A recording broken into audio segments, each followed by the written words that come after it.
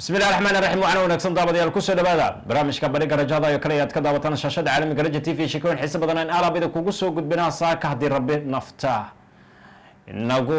أسمه شكون كات كجبو قد دوتان وحقيب كانوا غنيا مع لقو برتو دراسات كدين تا إسلام كه يوريبا يسوجرا خيبها مركزي لقو برتو مادوين كجار كايا لقيه رجلي دقمة وذجرا يدو مناسبة حفلة دافوركا macadkaasi ka soo qayb galeen mas'uuliyiin kala duwan kuwa oo ka kala socday guud ahaan degmooyinka gobolka Banaadir sidoo kale sheekooyinka aad kaga bogan doontaan haddii rabbi laga helo waxa qayb ka noqonaya waake shakhsiga galay recordka adduunka ee lagu magac daray inuu ahaa macallin balse ardaygiisii wax badan ka faa'iiday oo isaga qudhiisa ayaaba macallin loo noqday barnaamijka iyo qayb ka yahay aad kaga bogan doontaan xagga iyo waliba waxaan ka marnay xubinta caafimaadka sheekooyinka iyo kuwa kale aan idinka qarinayo ayaan idinku soo gudbin doonaa waxaan ahay Ashraf Cabdulbaasid Macalin Xasan soo saarahay tabinta tooska barnaamijka farsamada kaamirada waxa gacaniga siinaya saaxiibkay Cabdisalaan Axmed Iblaaw waana mar kale barnaamijka bandhig garajo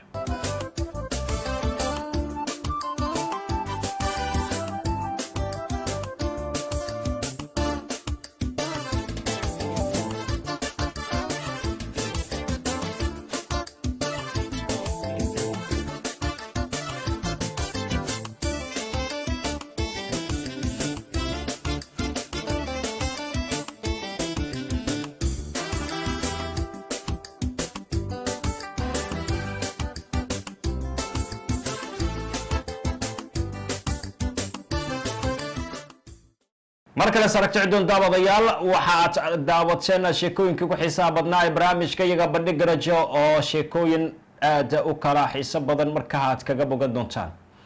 waxaase ku bilaabi doonaa sheekada ugu horeysa dugsi lagu barto xifdinta quraanka kariimka iyo daraasaadka islaamka ayaa laga hirgeliyay degmada Wadajir ee gobolka Banaadir iyadoo ay munaasabada xafladda ay ka soo qayb galeen mas'uuliyiin dhowr ah kuwa isugu jira heer maamul iyo waliba marti sharaf kale saddex shay ka harayo intuu qabriga ku jiro ama intuu maxay qiyaamka laga gaarayo saddexdiisi shay waxbay u tarayaan isaga intuu qabriga ku jiro ilaahay inuu xitaa ku badbaadsado waa laga yaabaa maxaa kamid ah markaasi sadaqa jaariya qofka inuu baxsado meel markaas wax lagu barto diin ah inuu wax ku darsado ceel inuu wax ku darsado masjid inuu wax ku darsado waa sadaqa jaariya maxaa kamid ah cilmi adiga aad soo baratay oo dadka aad u anfacdo sida macallin quraanka dugsiga dhiga oo kale ama tafsiirada ama macallimiinta culumta kala dhiga markaasi iyagana hadii ay geeriyoodaan cilmigooda shaqeynaayo taagan ajir ay ku helayaan kan saddexaad waa maxay walad saalix waaye waladka saalix yaa waaye marka waa waladka aad ku barbaarisay kitaabka ilaahay diintiisa aad ku barbaarisay waaye laakiin hadii aad ku barbaarisid cilmigan kale hadaaday ku taala marka adii nasiibka cid ku soo duceynayso adduunyada aad ugu tagtay ma lahan hadaa rabto duco marka maxay ubadka inay ku soo duceeyaan hadaa rabto marka ka fiijignaa markaasi in ubadkaaga aad dayacdo mid xigta dhalinyarada u soo jeesanaya yeesan dhalinyaranimo idin qaadin dhalinyaranimo yeesan idin qaadan waa ku jirtiinay dhalinyaranimo waa lagu jiraa mid ka dhahda maanta war madaxan si qaldan u jiray maxaa ka galay wacdi kan masaajidka ay u filan ku leeyahay mid ka dhahda war sida uu qaldan yahay wuxuu ku leeyahay heerka aan marin dhalinyaradu waa aragteen waxaan maraynaa hadda sarwaal jeexan $20 ina ka bixin oo maraysa waxa arkeena dumarka goonooyin yaris inay soo qaadaan sida rag oo kale inay u soo labistaan waa lugahooda iyo maxay isaga lugahoodii hoos oo dhan banaanka yaalaan macdaalika ka way ku wadataa way socotaa wax ka qurux badan ma jirba qurux meel kuma heyside jirkaagi asturo xaqiiqatan qurux meel kuma heyside jirkaagi asturo taas qurux kooma noqoto waxaan rabaa inaan idinku soo dhaweyno mar walbana aan diyaar idin nahay in aad mataqaanaa ka soo qayb gashaan oo aad isdiiwaan gelisaan ha noqoto mid maadiga ah qaybta xanaanada qaybta mataqaanaa dhaqangelinta qof walba baahida uu qabo inaan daboolno ayaan mataqaanaa diyaar u nahay marka waxaa loo baahan yahay waxbaridda marka laga hadlaayo aad ayay u qiimo badan tahay waxbarashada waa qaybo fara badan geed baxay oo laamo fara badan leh waay marka wasaaradda waxbarashada iyo barbaarinta maxaa loogu daray barbaarinta waxaa loogu daray qofka waxaa laga rabaa in laga dhiso dhinac walba jismiyan wa aqliyan wa ruuxiyan in laga dhiso ayaa loo baahan yahay markaas ayuu wuxuu noqon karaa mid wadankiisa anfacayo diintiisa anfacayo dadkiisa anfacayo asagana is anfacayo sidaas ayuu ku noqon karaa qof oo maxaan ku idhaahdaa oo mataqaana dhisan oo danihiisa adduunya danihiisa aakhiraba mataqaana ka shaqeeyo sidaa daraaddeed macadka lagu soo kordhiyey maamulihiisii ayaa wax walba noo sheegay na wacdiyey wacdigana mataqaanaa waxaa la yidhi wacdi mininkeer waaye sababta oo ah wacdiga wuxuu anfacaa qofka macnaha dhega u leh wataciyaha udunun waaciya dheg haddii dheg waxa waalayso qof leh ayuu anfacaa qofka dhegaysa ee ka tag ma ahan in lagu dhaqmo kitaabka ilaahay waa waajib muqadas ah oo na wada saaran barashadiisana waxaan diyaar u nahay inaan barno qofkii noo yimaado dhinac kastana aan ka dhisno dhinac shareecada islaamka dhinaca maadiga dhinac walba inaan ka dhisno ayaan diyaar u nahay sidaa daraaddeed waqtiga oo gaaban awgiis waxaan rabaa hadalkayga inaan intaas ku soo koobo iyo maaragtay asagoo maaragtay waqti buuxa iyo waqti part time intuba inuu shaqeeyo haddee mudiirul macadka sheekh haashim ayaa hore u sheegay waxaa weeye waxba yaraatee oo ladinka raba haba yaraatee ma jiraan annaguna hadda waa naqaanaa waddankan joognaayo waxyaabaha waxaa jira oo annaga waalidiinaan nahay ardayaan wax soo barnay haddana waa baraynaa dhammaanteen marka waxaa jirta wax waliba waxaan ogolnahay ardayda jaamacadaha noo dhigto dibadda ka dhigto ama gudaha ka dhigto inaan wax kasta aan u hurno laakiin hadda halkaani mudiirka macadka galabta wuxuu ballan qaaday saad maqliseen in maaragtay waxba aan idinka rabin waana xaqiiqa jirta waaye maaragtay waan soo dhaweynaynaa 100% qofkii faraaq bacda almaqrib galabnimo fatras macnaa full time part time intuu waxaa soo dhaweynaynaa maaragtay saad arkayseen waxaa jiray muddo ayaa lasoo diyaarinayay intaasaan maaragtay aan idin diyaarinay wixii tabarteen ah annagu ma furna waa sidii hore loo sheegay waxaa idinku idin furan yahay qeybaha mu'asasadaana waxaa ballaaran tahay in muddaan maaragtay halkaani ilaa ku dhowaad 30 sano ayaan halkan ka shaqaynaynay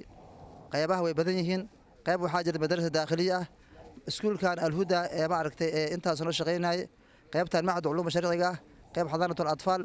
intuu waxaa way shaqaynayaan marka insha Allah qeybtan hadda aan ku soo kordhinay waa la soo ta'akhurnay marka waxaa gacmo furan idinku soo weynaa hadii ay waqti kasta oo qofka uu diyaar u inuu wax barto waxaa diyaar u ah culumadii iyo mashaayikhda wax bar lahayd diyaar u yihiin marka soo dhawaada wabillahi tawfiiq wassalaamu calaykum waraxmatullaahi wabarakaatuh halkaa inuu kaga tallaabno markana waxaan soo qaban doonaa xubintii caafimaadka oo toddobaadkan goob xiiso badan sii maraysa iyadoo aad kaga bogan doontaana waxyaabo badan oo aad ka faa'iidi doontaan bismillaahi raxmaani raxiim kulanti cudoon daawadayaal waxaad kusoo dhawaataan barnaamijka tusaha caafimaadka Raja TV kaasi waa barnaamij toddobaad kastana maanta oo kale ayaad ka daawataan shaashada Raja TV anagoo markaa kusoo qaadana hadba mowduuc kala duwan kaasoo ku saabsan ama la xiriira caafimaadka maanta barnaamijka waxaa marti igu ah Dr. Yonis Yusuf Xasan oo ah dhakhtar ka howlgala isbitaalka hooyada iyo dhallaanka ee isbitaal Banaadir anagoo markaas maanta ka hadli doona cudurka lagu magacaabo ISOCT oo ah cudurka caruurta oo markaasi oxygen-ka uu ku yaraado doctor soo dhawow marka ugu horeysa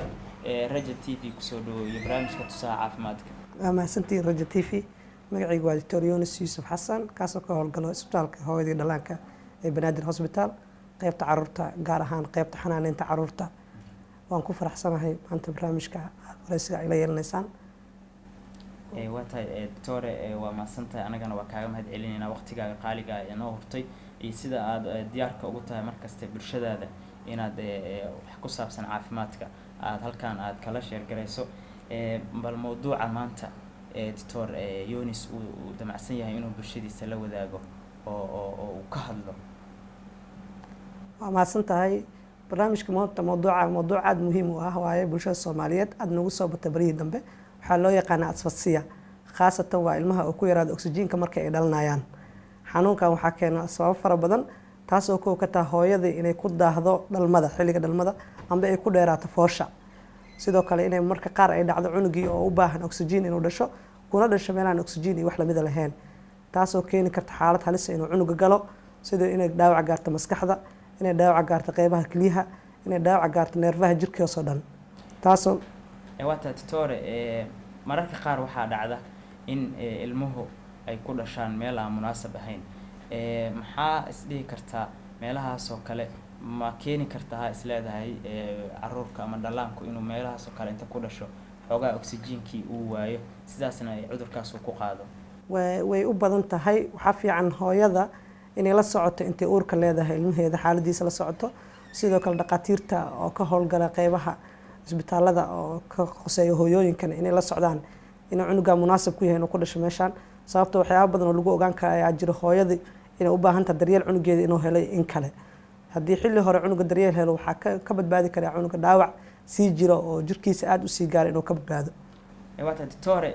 hooyada uurka leh ma ogaa kartaa ama ma leeyahay cudurkan calaamado muujinaya inta uusan ilmuhu banaanka imaan in ilmahan oxygenka uu ku yaryahay oo hadalis ugu jiro cudurkaas? way ogaan kartaa, hooyadu way ogaan karaan iyo dhaqaatiirta sidoo kale la shaqeeyo. sababtoo ah tu walbay hooyada foosha dheeraato cunugu wuxuu halis u geli karaa inuu oxygenta ka yaraato, inuu dhaawac gaaro. hooyo walba oo marka foolato wax ka badan 24 saac waxaa fiican inay la xiriirto isbitaal weyn oo daryeeli kara cunugeeda iyada intaba. waa tahay doctore, cudurkan ilmaha ma waxaa las dhihi karaa tusaale hooyadu ma ugubka ilmaha ugubka oo ay ku bilowdo uu ku dhici karaa, ma mid dhexuu ku dhici karaa, mase hooyo kasta oo yacni xilligeeda dhalmada uu ku dhici karaa ilmaheeda? way ku kala badan yihiin hooyooyinka ugubka haba ugu sii badnaataan ayagoo aqaan dhalmada awgeed, laakiin hooyo walba cunugeeda uu riskigan wuu geli karaa. hadday aragto marka xaaladaas saas oo kale amba dhakhtarka keerka u sameynaya waxaa fiican isbitaalka ugu soo horeeya oo cunugaas wax u qaban kara inuu la xiriiriyo sida uu dhaqsiyaha badan. waa tahay doctore, ma la dhihi karaa ama hooyadu ayadoon waxaba dhakhtar la xiriirin ma ogaan kartaa in cunugeeda ayadu uu ku yaryahay oxygenka, maadaama inta badan bulshadeena Soomaalidu aysan ahayn bulsho markasta adeeg caafimaad oo yacni qiimo jaban ama markaas ay awoodi karaan aysan intooda badan ama bulsho badan oo Soomaaliyeed aysan helin. hooyadu ayadoo gurigeeda joogta ma dareemi kartaa in cunugeeda uu oxygen la-aan uu yahay? waxaa jiro calaamado sida tusaale ahaan cunuga markuu dhasho inuu hore ka ooyin. sababtoo ilmaha caafimaad qaba oo fiican waxaa lagu gartaa cunug isla markii inuu ooyo,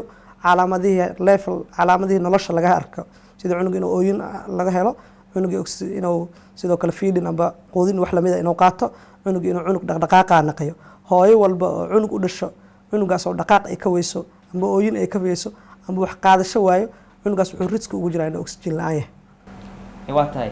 xagga maskaxda iyo cudurkan maxaa xiriir oo ka dhexeeya? organada amba xibnaha ugu muhiimsan oo dhaawac gaarayo markii ka yaraato oxygenka waxaa ugu muhiimsan maskaxda. sababtoo waxaa jira jirka hab uu iskula shaqeeyo, sida oxygenada markii la wareejinayo qaybta ugu muhiimsan jirka bini'aadamka waa maskaxda. meesha ugu horeysa cunuga dhaawac ka gaarayo waa maskaxda. maskaxaas dhaawac gaar ayaa wuxuuna keeni karaa waqti dheer cunugaas inuu neerfo ahaado ama waqti dheer inuu sariirta saarnaado, taasoo keeni karto dadaal yari dartiis oo ka imaata ama dhinaca hooyada amba cid u shaqeynaysa xagga caafimaadka ahaan ka imaato. waa tahay waxaa jira mararka qaar in isbitaalada ay hooyadu ama hooyooyinka markaa isbitaalka u umalaay ay xoogaa lambar badan ay ku joogaan, markaasna ay dhaqaatiirta qaabilaya hooyadaas ay xoogaa ay yaryihiin. kalkaalisooyinka oo kale daryeelkooda ma ku filan yahay isleedahay cunug oxygen la-aan ku dhashay in ay la falgalaan ama ay la macaamilaan ama cunugaas ay ka badbaadiyaan inuu cudurkaas qaado? waxaa jiro dhaqaatiirta caruurta waxyaaba badan oo train ay u bixiyaan ee u sameeyaan dadka oo ka shaqeeya qaybta dhalmooyinka sida cunugaas loo daryeeli lahaa, sida wax loogu sameyn lahaa. sidoo kale waxaa calaamadihii hore ugu soo hadalnay inuu cunugan ooyi waayo, inuu dhaqaaqi waayo cunugan marka ugu horeyso, taasaa keenayso inuu cunugan ogaato qofka neersinka ama qofka u shaqeynaysa umulisada ah. sidaa darteed waxaa fiican xilliga ugu soo horeeyaba inay la xiriiriso cunugaas meel daryeel loogu sameyn karo ama meel wax loogu qaban karo cunugaas. waa tahay doctore, wax oo kala duwanaanshaha wiilal iyo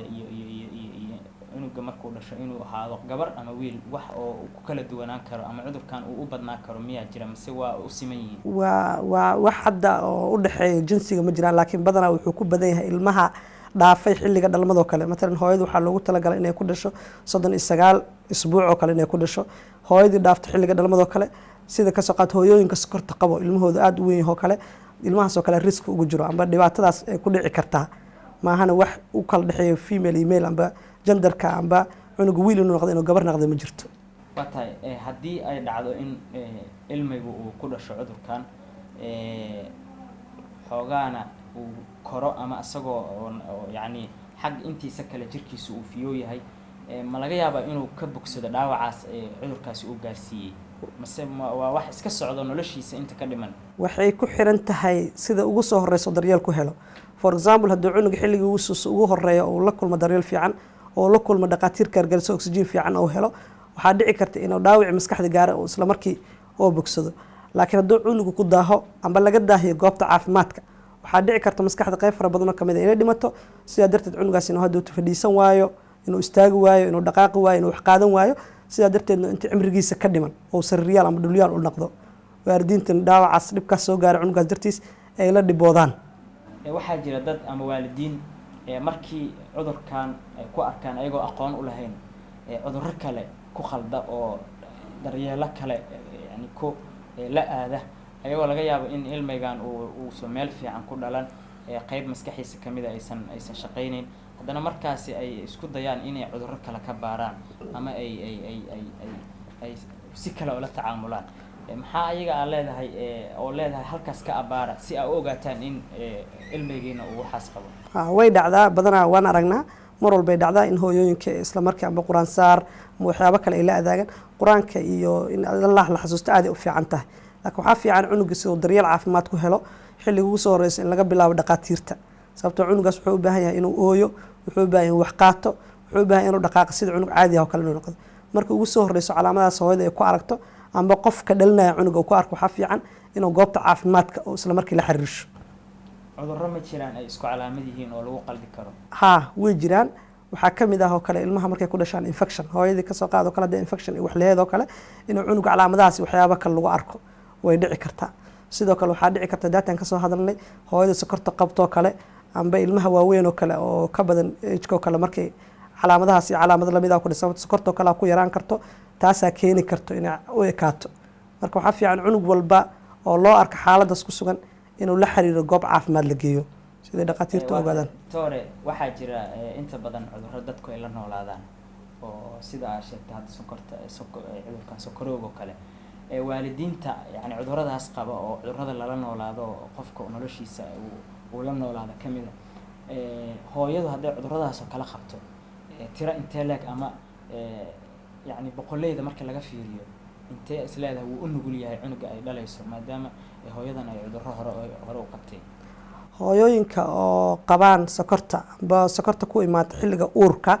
inuu xanuunkan qabto ilmaheeda aad ay kaga badan yihiin ilmaha kale marka loo fiirsho percentage-ka. waxaa dhici karta 40% ama 50% inuu kaga badan yahay ilmaha kale. sababtoo sidaan ognahay waxaan ka filnaa hooyadaas inay dhasho cunug weyn oo macnaha weyn waxaan kaga jeedaa cunug miisaankiisa ka weyn yahay cunuga kale miisaankiisa. tu walba marka cunuga miisaankiisa weynaadana waxaa adkaanaysa inuu soo maro kafka ama meesha lagu talagalay inuu soo maro. sidaa darteed hooyada ay ku dhibooto dhalmada cunuga, taasna ay keento inuu oxygen-ki ku yaraado cunugaas.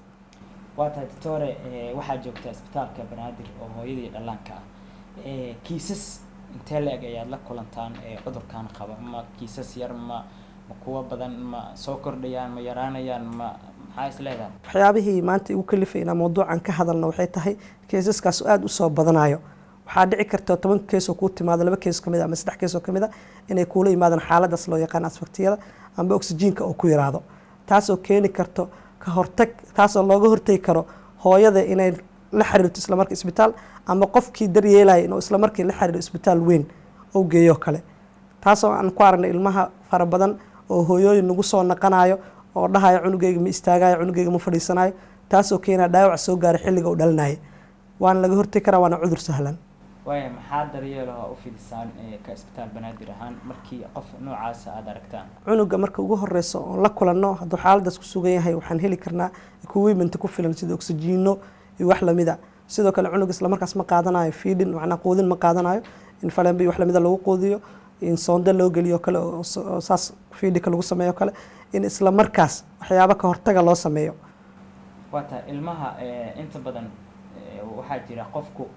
xilliga hooyadu ay dhalayso waxaa dhacda mararka qaar inaysan wax daryeela aysan helin. tusaale kale qofkii inuu meel miya inuu ilmayga ku dhasho, meel goob caafimaad ka fog inuu ku dhasho, dadkaas oo kale ma u nugul yihiin is leedahay mase waa wax un qofka iyo sidai ugu dhacday ah? way u nugul yihiin hooyooyinka ama kaamoonka jiro ama meelaha caafimaadka fog way u nugul yihiin. sidoo kale waxaa dhici karta xataa hooyadii isla markii inaysan kala ogaanin cunugeeda inuu nool yahay inuusan nooleen, sababto cunuga hadduusan ooyneynin calaamadda ugu horeyso ilmaha lagu garan karo cunuga inuu nool yahay waa inuu cunuga neefsanayo amba ooynayo amba uu dhaqaaqayo. marka waxaa fiican hooyada haddayba uur leedahay meesha ugu soo hadda adeega caafimaadka uu baahay dalka meelo fara badan la heli karaa. hooyada marka ugu horeyso ay dareento xaaladda foosha ay dareento waxaa fiican meesha ugu horeyso oo goob caafimaad oo ila xiriiri karto ugu dhow inay la xiriirto. sidoo kale waxaa fiican hooyada markuu cunuga u dhashay kadib hadday ku aragto calaamadaha aan hadda soo sheegnay oo cunuga inuu ooy waayo, cunuga inuu dhaqaaqi waayo, cunuga inuu wax qaadan waayo, inay la xiriirto goob caafimaad. waa tahay doctore ka isbitaal banaadir ahaan ama qaybta hooyada iyo dhallaanka caruurta ma jira wax tirakoob aa samayseen hadday ahaato bil ama sanad oo ku aadan xanuunkan? hadda waan wadnaa tirakoob hadda dhamaystiran fiksada ma aanan sameynin, laakiin waxaa dhici karta isbuucii 50 cunug ama 60 cunug oo la seexiyaba in 20 ama 10 kamida ay naqdaan xanuunkan. waa tahay hore ma u jiri jirta mase waa wax hadda ku cusub? waa jiri jirtay laakiin badanaa in la ogaado xanuunadan la qabo ma jiri jirin, sababta cunugu uu iska dhalan jiray, sababta cunuga ma ooynayo, cilmada waxaa la arki jiray paralysis. laakiin hadda maadaama caafimaadka uu horumaray, maadaama isbitaalada ay kor u socdaan, waa la ogaan karaa, wuu sahlan yahay in la ogaado. waa tahay hadday ay dhacdo ama iminkaba ay jirto qof cunugiisu uu la nool yahay xanuunkan ama horey ugu dhacay, maxaa dhihi lahayd ku samee oo tala ku sii lahayd? waxaan ku talinaa hooyooyinka sida ilmaha kale sidoo kale ma qaadan karaan cunooyinka iyo wax lamid ah. waxaa fiican hooyada sidoo cunuga uu kaga sixanin cunada ay siinayso in lagu waraabiyo soondo amba in la geliyo tubada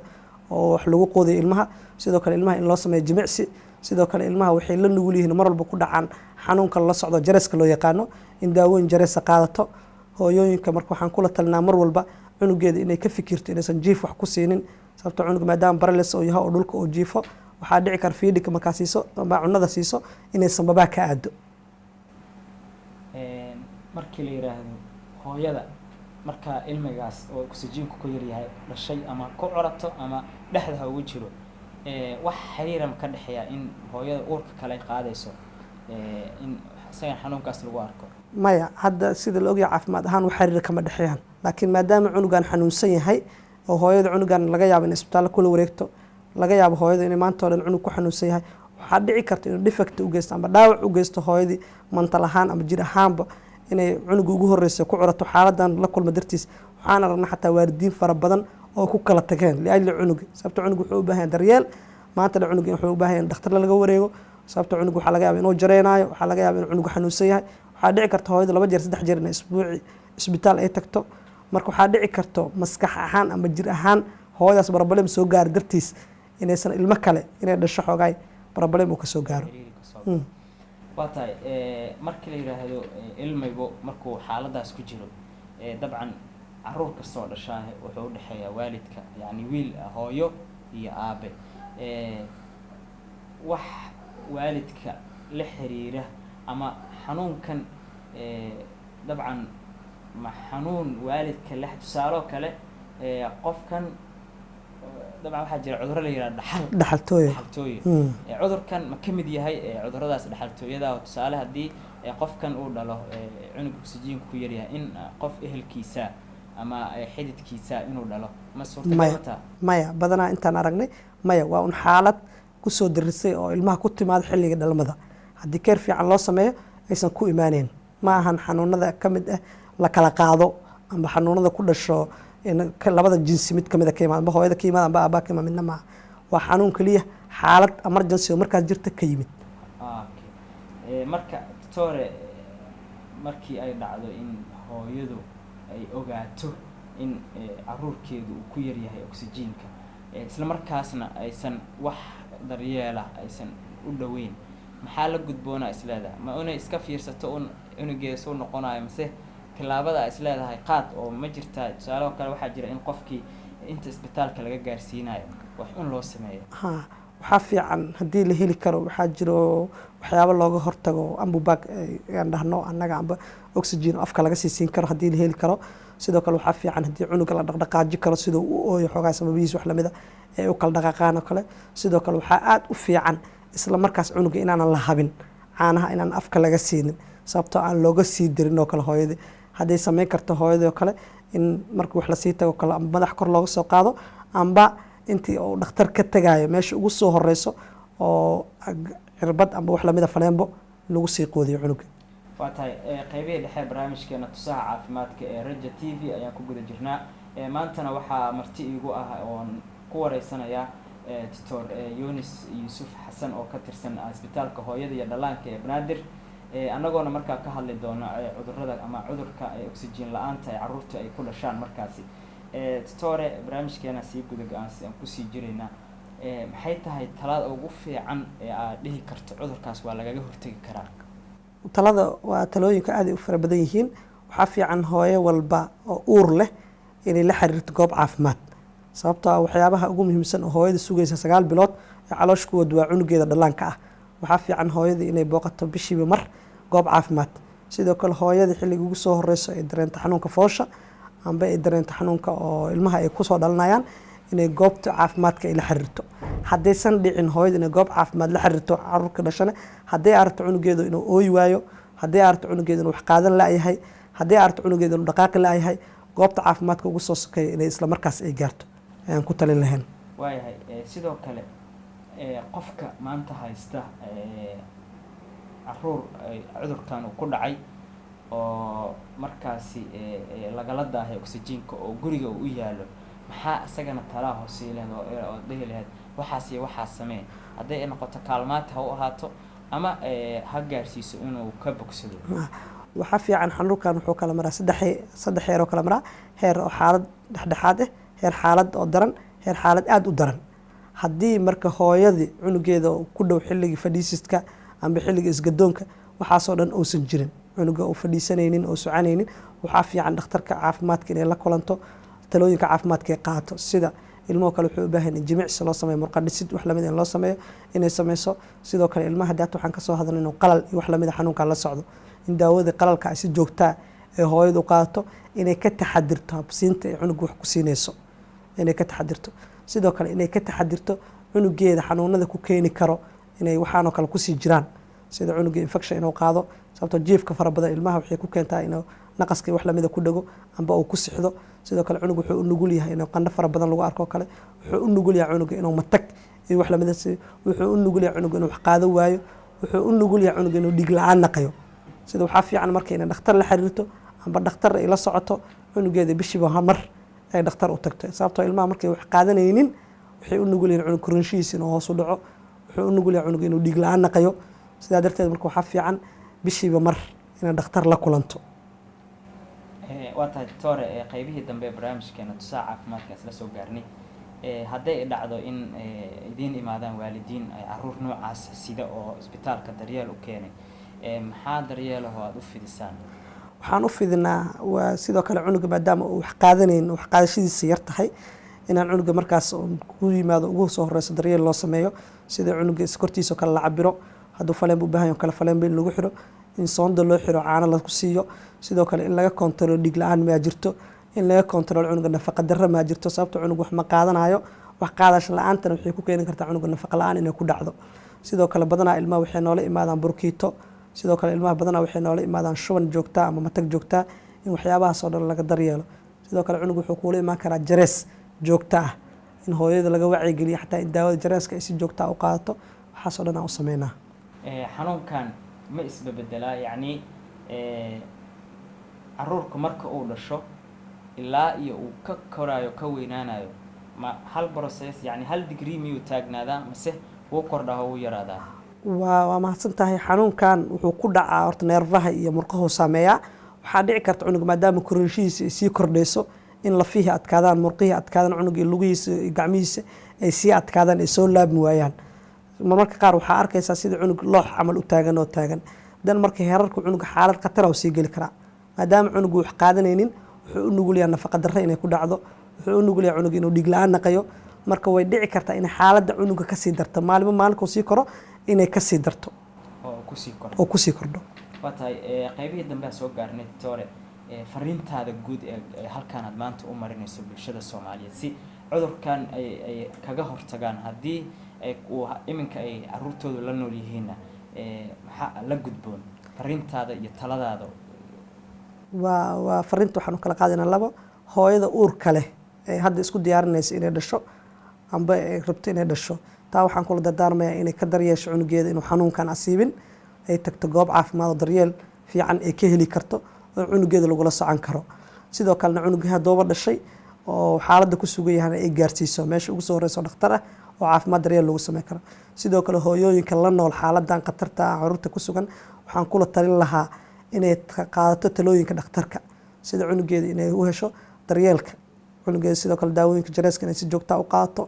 in waxsiismada cunuga ay ka fikirto sababtoo cunuga wuxuu ka naqan karaa dhiig la-aan wuxuu ka naqan karaa nafaqa darro sidoo kale waxaa fiican inay bishiiba mar ay soo booqato goobta caafimaadka ay la kulanta dhakhtarka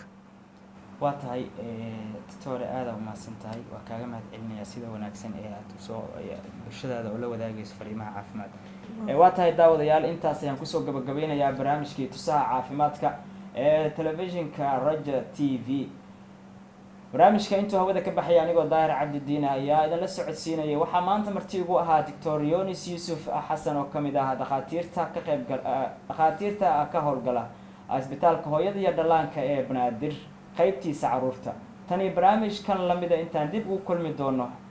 amaana Allah guud ahaan daawadayaal bandhiga Rajo ayaan jeclahay inaan halkaa kusoo gabagabeeyo barnaamijka inta uu hawada ku jiray waxaa idinla socodsiinaya anigoo Ashraf Cabdulbaasid Macalin Xasan Cabdi Axmed Ibrahim farsamada kaamirada oo gacaniga siinay inta barnaamij caan kana kulmi doono sidaas iyo amaana Rabbi